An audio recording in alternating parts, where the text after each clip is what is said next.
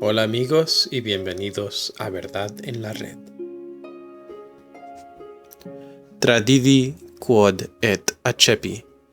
Les di lo que he recibido. Queridos fieles, en la epístola de la misa de hoy tenemos la famosa cita de San Pablo, que el arzobispo Lefebvre eligió para que fuese inscrita en su lápida.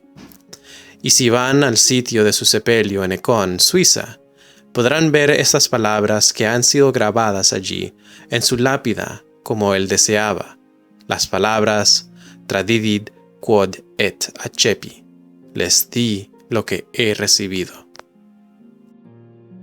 Cuanto más tiempo pasa, se hace tanto más claro que toda la crisis en la Iglesia gira en torno a este punto preciso.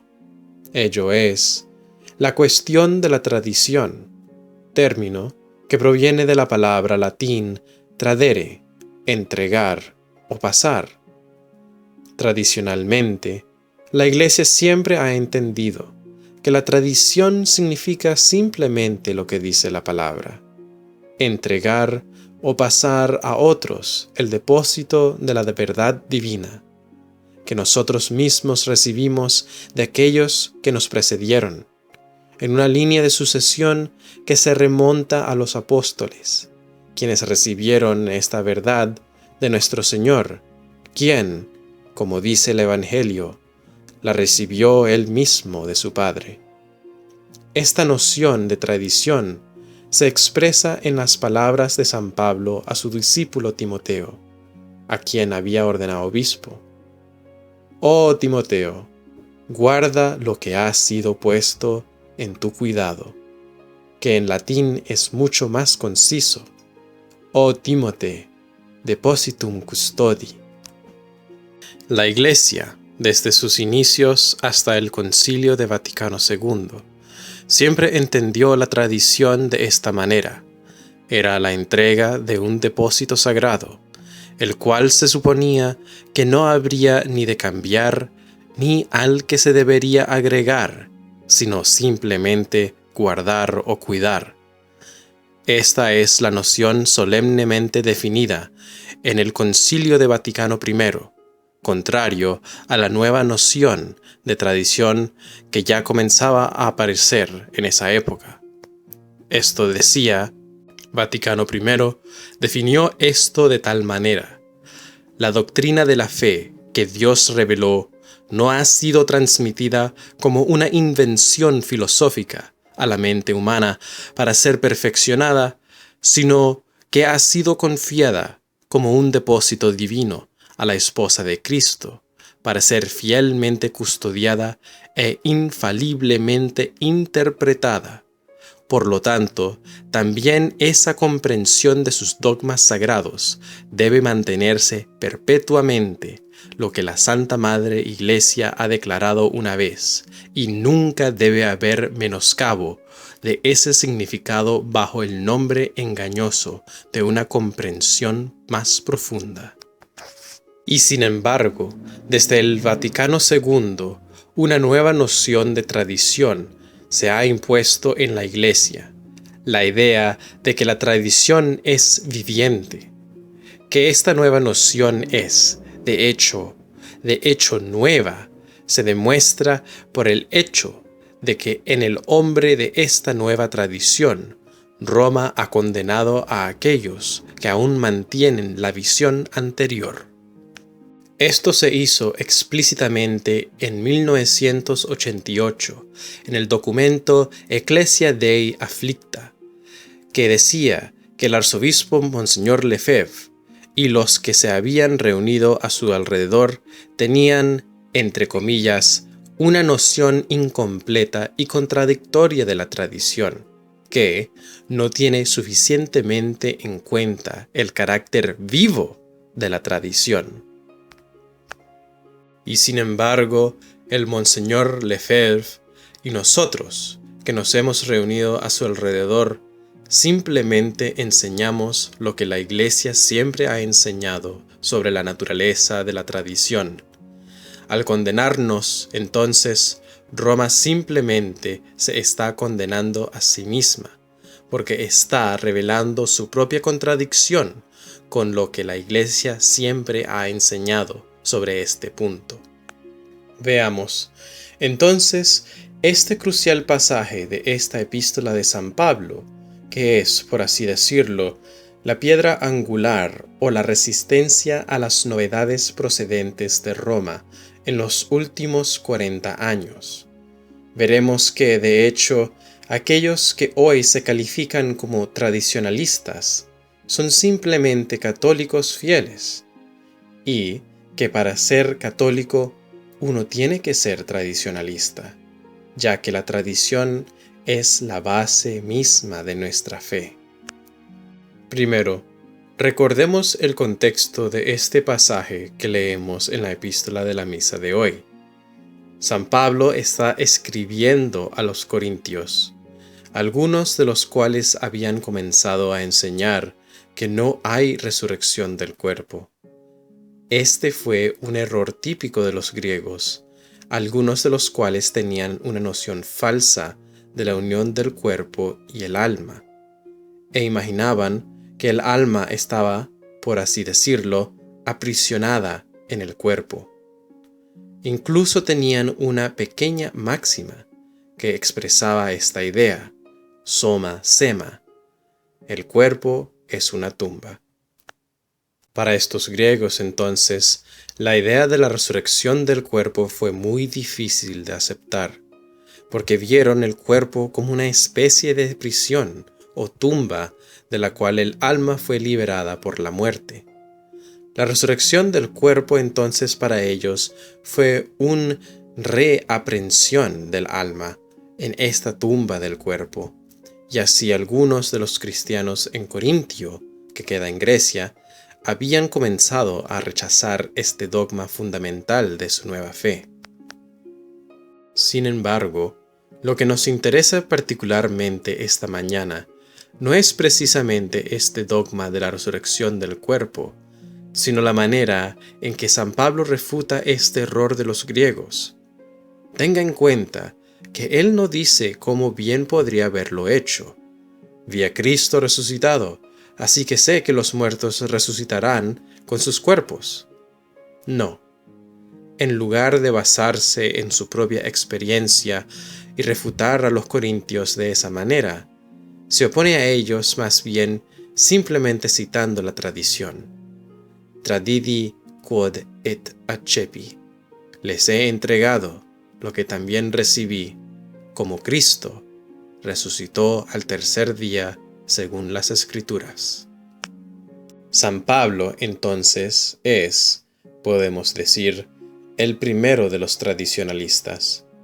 Para él, la regla de la fe es lo que se ha transmitido desde el principio, la tradición que él mismo recibió y se le dio a aquellos a quienes predicó.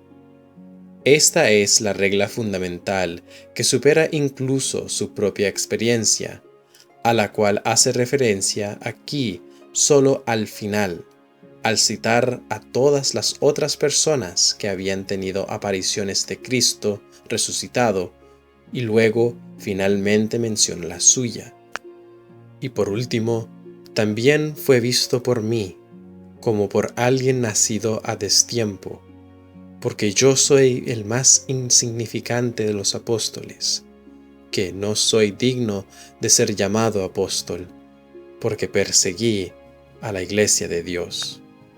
Para San Pablo, lo que importa es lo que la iglesia siempre ha enseñado, y se ve a sí mismo casi descalificado como testigo de la verdad divina, aunque había recibido una revelación directa de ella, porque había perseguido a esta iglesia que es la depositaria de la verdad divina. Pero examinemos más de cerca la primera frase de nuestro pasaje, ya que nos mostrará aún más exactamente qué es la fe para San Pablo y cuán inmutable es. Si hay alguien que pueda enseñarnos eso, es él quien, en la misma carta a Timoteo que citamos antes, se llama a sí mismo Doctor Gentium, Maestro de los Gentiles. Escuchemos lo que dice. Hermanos, les hago saber el Evangelio que les prediqué a ustedes. Noten cómo aquí ya él les hace referencia a los corintios de aquello que él mismo ya les había enseñado cuando les predicó por primera vez. Hermanos, les hago saber el Evangelio que les prediqué a ustedes. Para él, esa es la regla, el Evangelio que les prediqué. Y si alguien cambia eso, no se le ha de creer, más aún lleva esta regla al punto tal que en su epístola a los Gálatas dirá incluso que si él mismo comienza a predicarles algo diferente de lo que les predicó al principio, debían rechazarlo. Él le escribe a estos Gálatas: pero si nosotros, o un ángel del cielo, te predicásemos un evangelio distinto al que han recibido, que sea anatema. Es difícil ver cómo podría haber sido más claro o más enfático sobre este punto. Pero sigamos. Hermanos, os hago saber el evangelio que os prediqué, el cual también habéis recibido y en el que permanecéis, por el cual también ustedes serán salvados. En primer lugar, observe cómo dice, el cual también habéis recibido. Es decir, les prediqué el Evangelio a ustedes y ustedes lo recibieron. Entonces, así como apeló a una regla infalible al Evangelio que él les había predicado, asimismo llama a los corintios a volver a su recepción de ese Evangelio, como una regla infalible. Siempre es la misma idea. El fundamento inquebrantable e inmutable es la palabra de Dios, que se predicó al principio y se recibió como tal, y el peligro que hay que evitar es el flaquear en modo alguno de esta fe que se tenía al principio. Luego continúa y agrega, y donde permanezca firmes, por lo cual también serán salvados. Aquí subraya la extrema importancia de este evangelio que han recibido y la necesidad de preservar en él, porque es por eso a lo que permanecemos fieles y somos salvados. El permanecer firme aquí se opone a aquellos que caen. Tenemos otro ejemplo de San Pablo que usa la frase permanecer firme. Es en su epístola a los romanos, donde advierte a los gentiles en Roma que no desprecien a los judíos que se rehusaron a creer en Cristo. Permanezcan firmes en la fe. Dice, no te enaltezcáis, sino temed. Mirad pues la bondad y la severidad de Dios. Hacia ellos verdaderamente caídos la severidad, pero hacia ustedes la bondad de Dios si permaneces en el bien, de lo contrario también serás cortado. Así que de nuevo tenemos, con estas palabras, permanecer firme, la idea de preservar. Debemos permanecer en el Evangelio, preservar en él, de que podamos alcanzar la salvación. De lo contrario, seremos cortados. San Pablo continúa insistiendo en esta misma idea al agregar explícitamente que para alcanzar la salvación debemos preservar en el Evangelio tal como lo hemos recibido. Les hago conocer el Evangelio que les prediqué, que también han recibido, y en el cual permanecéis firmes, por el cual también serán salvados si permanecen firmes a la manera que yo les he predicado, a menos que hayan creído en vano. Entonces, para ser salvados, debemos permanecer al Evangelio, y no solo cualquier Evangelio, o de cualquier forma que nos apetezca, sino de la misma manera en que se lo prediqué.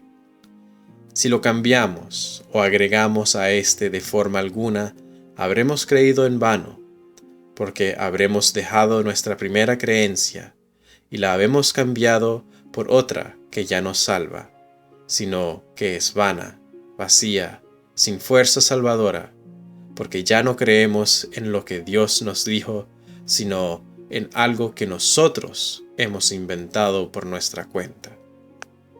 Después de todo esto, viene el famoso verso que mencionamos al principio: Tradidi quodet accepi, les entregué lo que también recibí. Ahora podemos comprender un poco mejor cómo el arzobispo Lefebvre, al adoptar estas palabras como su lema, simplemente imitaba a San Pablo, y de hecho, a todas las prédicas del Evangelio, a todos los apóstoles, papas y obispos desde el comienzo de la Iglesia. Para ser católico, uno tiene que ser tradicionalista. De lo contrario, uno ha creído en vano, tal como dijo San Pablo. También podemos ver ahora que no es la noción tradicional de tradición lo que es incompleto y contradictorio, sino la noción modernista del Segundo Concilio Vaticano, la noción de tradición viva. Esta tradición viviente es incompleta porque deja fuera lo que es esencial para la noción católica de la tradición, es decir, que es inmutable. Como vimos, San Pablo insiste en esto una y otra vez, y podríamos citar ad infinitum textos de las Escrituras y tradición que repiten esto. La tradición viva también es contradictoria, precisamente porque cambia, es decir, admite que el sentido de los dogmas una vez definidos pueden cambiarse debido a su supuesto entendimiento más profundo de lo mismo, que es exactamente lo que el primer Concilio Vaticano condenó, como pudimos ver. Así, por ejemplo, el ecumenismo, que fue condenado en el 1926 por el Papa Pío XI en la encíclica Mortalium Animos, hoy es aprobado por Roma. O bien, Quanta Cura, de Pío IX, junto con toda una línea de papas y 1500 años de historia de la Iglesia que condenaron la libertad religiosa, se contradice con el Segundo Concilio del Vaticano y todos los demás papas desde el dicho concilio, que enseñan que la libertad religiosa es un derecho natural de todos los hombres. Así como la contradicción está en el corazón mismo de la tradición viva, asimismo la consistencia y la inmutabilidad están en el corazón de la tradición católica. Nada puede estar más claro. Entonces, tengamos cuidado, queridos fieles, no sea que no permanezcamos firmes en el Evangelio que hemos recibido y que nos aferremos a él en la manera que se nos fue predicado desde el principio. El peligro es grande y lo que está en juego es infinitamente alto. El peligro es grande especialmente porque estos prelados que tienen autoridad en la Iglesia están impregnados con una filosofía confusa que los hace incapaces de reconocer la contradicción en la que se encuentran. Desafortunadamente, parece que son especialmente los mismos papas recientes los que están en este estado de ánimo contradictorio. Así, Benedicto XVI podría decir que la misa tradicional y la misa nueva son solo dos formas del mismo rito. No ve la contradicción entre las dos. De manera similar, dijo que no hay ruptura entre el Vaticano II y la Iglesia antes del Vaticano II, mientras que al mismo tiempo admite que hay algunas enseñanzas del Vaticano II que son contradictorias a la Iglesia anterior. Por ejemplo, él mismo llamó el documento del Vaticano II sobre la libertad religiosa un antisílabus, que es contrario a Quanta Cura, el sílabus de los errores condenados por Pío XI, en el que condenaba, en particular, la libertad religiosa. En cuanto al Papa actual, cada semana parece proponer algo nuevo que contradice la enseñanza anterior.